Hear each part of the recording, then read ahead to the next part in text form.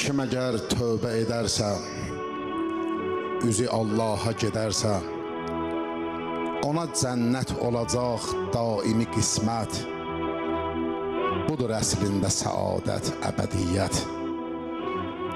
Yığılan mal qısa müddət çatacaq karıva qardaş. Bunu dərk eyləyəsən kaş, qocalırsan, day ötür yaş. Gələcək vaxt, qoyacaqlar sinövün üstünə bir daş. Qalacaqsan elə çaşbaş. O zaman dərk edəcəksən, nə oğul var, nə də yoldaş. Nə də ki gəlməyəcək dağda o gün evdəki daşqaş. Gələcək xeyli vətəndaş vətənindən. Tutacaqlar kəfənindən, didəcəklər bədənindən ətüvi hissə bə hissə. Budur qüssə, budur vəhşət, budur dəhşət. Və cəhənnəmdə olan isti hərarət səni daim alacaq ağuşuna. Sən dözəcəksənmi buna? Yox.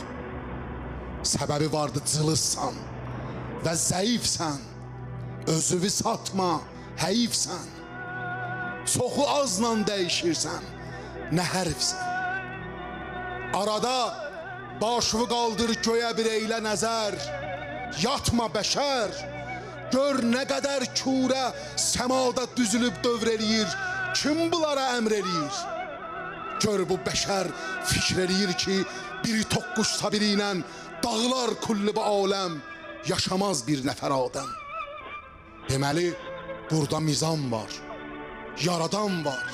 At çoxu evdə quran var və nişan var. Görəcəksən yağışı, kimdi səpən yer üzünə. Həm buludu pərdə kimi, kimdi çəkən yer üzünə. Bəs bu qədər bitkiləri kimdi əkən yer üzünə?